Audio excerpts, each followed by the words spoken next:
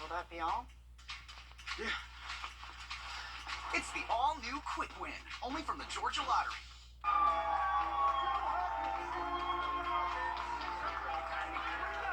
You watch them fight, that produces a spark of hope in your own heart. Kids are sick here because they can't be treated anywhere else. She was so sick just 2 years ago, and now she's just happy, healthy baby. 100% of your money stays local and goes to these patients and these families. Every dollar matters, every dollar counts. I don't think that we would be able to sit here and talk today if this place wasn't here. SEC, you can't handle the roof. From our family to yours, Merry Christmas and Happy New Year. Live from Augusta, you're watching News 12 at 6 o'clock.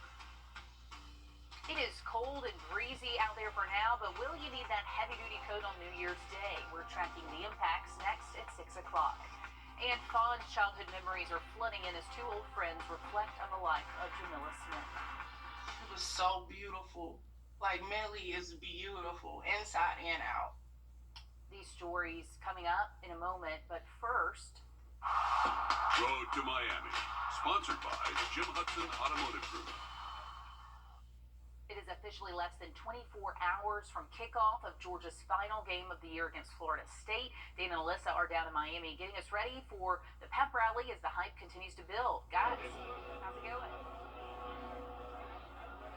Now, Laura, as most people know, the atmosphere down here in Miami is usually kind of crazy because of the nightlife. But on this night, we have college football fans roaming the streets, eagerly awaiting kickoff tomorrow at Hard Rock Stadium. Georgia's bus has just arrived. The fans are now lining the streets. I was really worried because I didn't see any Dogs fans out, but, you know, it's dusk. The Dogs come out at dusk. That's just the deal. You know, and they do, and they're really looking forward to seeing one of their best players, Brock Bowers. And I'm telling you, great players who transcend a team's performance and the talents of everyone around them do not grow on trees. For the past 3 years, tight end Brock Bowers has been everything and more for the Dogs, being arguably the best player on the field every time he suits up. Number 19 won the Mackey Award for being the best tight end in the country for the second year in a row, becoming the first player to ever do that. And with him expected to declare for the NFL draft soon enough, Kirby discussed the importance of what Bauer meant to his program over the years. Kind of changed the culture of the work ethic around, especially on our offense. To see him go out there and compete and work like he did for the 3 years he has been pretty remarkable. I mean, he is a machine when it comes to practice. Doesn't get tired, works his tail off, and he set a standard that'll be there for a long time. Like you just heard there, Coach Smart said he's a significant piece offensively, but he's also outside the field of play. Brock Bowers has changed the culture around the facility, making everyone take notes, even the guy who's often throwing him the ball. Actually, I told him the other day, like, dude, like, truly, like, one of the best college football players to ever play the game. And, I mean, he has the work ethic. He's put in the work. I mean, you've seen it from the day that he got here. Carson Beck also used the word superhuman to describe him after only missing less than a month from that tightrope surgery. Whether or not he does suit up tomorrow, he sure has left his mark on the Georgia program. And when asked about his status, Kirby said, quote, "We'll see." So I guess that means we'll see, and we'll find out around game time tomorrow, because we know there are a lot of Dogs fans out there who would love to see number 19 suit up one final time. I have a feeling he's not going to miss that last competition round, so we're looking forward to that game. Thanks so much, Dan and Alyssa. Looking forward to your coverage from Miami. Turning to weather now as we take a live look over Riverwatch at I-20 as the sun is setting on a cold, I would say blustery day, Emily. Oh, definitely. You can tell that Dan and Alyssa are not here in the CSRA because they look like they have the short sleeves on, and I guess my dress is short sleeves, but I'm indoors. You're inside. Yeah, there we go. That's why. Because it's pretty cold out there. Here's the current wind chill, so it's a few degrees warmer than this, but this is the feels like temperature, so this is what really matters.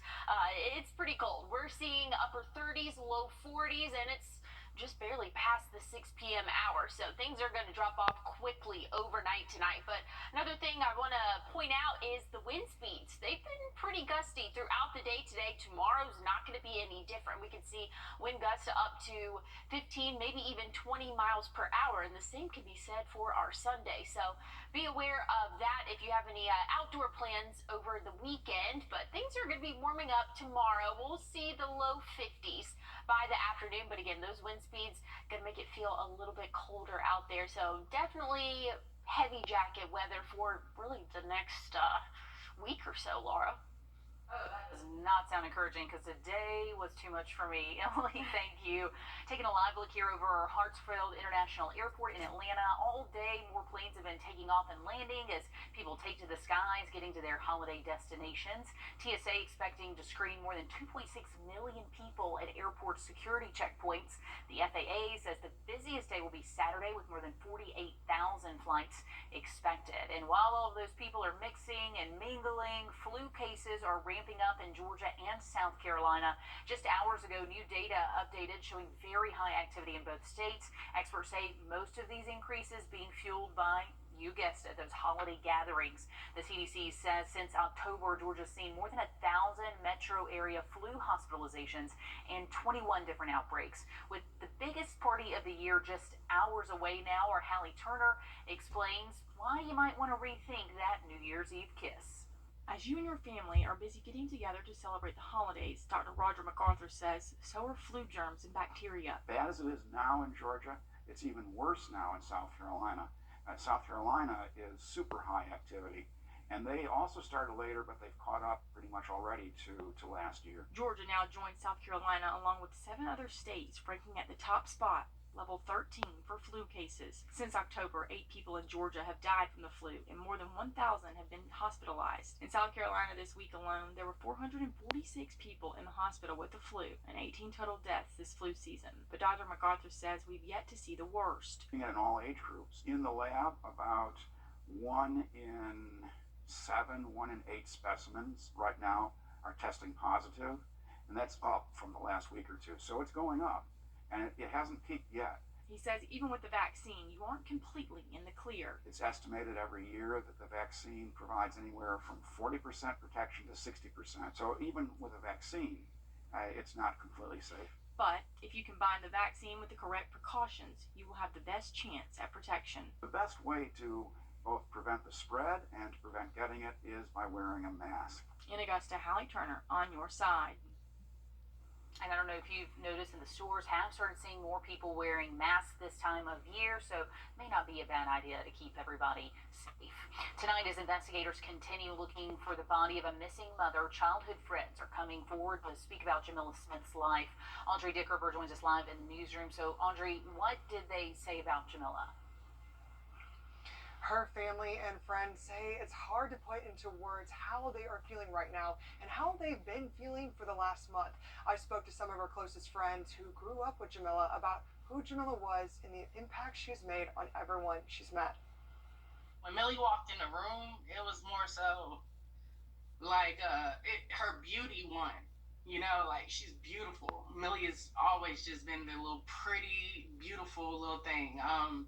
But it was like her spirit. Like, she never let nobody feel like they were less than anything. Jamila was always there for everyone she loved. Her closest friends say she was the glue that held them together.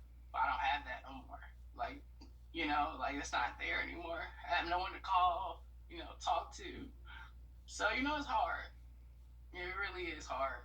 Losing so much while having so little information about what happened and why. But since the day I met Jamila, like I said, we had an unbreakable bond. Like, I truly love Jamila. I can't remember a day that I haven't since I met her. Her friends say her smile lit up a room, and there wasn't anything she wouldn't do for the people she loved.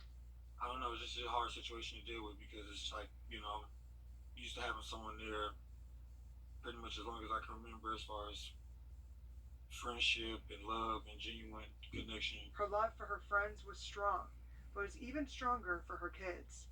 Now they're just hoping for answers and peace. You know, trying to find out, like, where she is. Like where is Millie? Like, that's just something we need. We need to know where she is. Like, bring her home so we can have closure, in our hearts. This is really an extremely difficult time for her family, friends, and children. They urge anyone with any information to help them find answers and to come forward. All right, thanks for sharing your story, Audrey. Okay, did you know the CDC classifies December, January, and March as the most dangerous times of the year for drug and alcohol-related deaths? Since 1999, nearly 91,000 deaths have been reported. The American Addiction Centers say during the holidays, 29% of people say they drink more. The holidays are known to be a joyful time, but for others, it can be a really challenging time for those in recovery. Our Sydney Hood shares personal stories of navigating addiction and recovery, not only for the holidays, but year-round. Spencer Wortley and Bo Bowling have a special bond. Yeah, we got sober together. Still doing it. Still doing it. The two came to the Hale House last year. I was at a point where I just couldn't live happily at all. I was worthless, useless to my family, to anybody. Always had an issue with drugs and alcohol for a long time, since I was about 15. It was the master of my life. But now both of them can say they are sober. And the way it works is you're going to keep sharing that hope that we didn't have, that we got here, to give it to someone else. Because after all, hope is what got them here in the first place. So I saw guys that were still sober, and I call those guys hope in human form.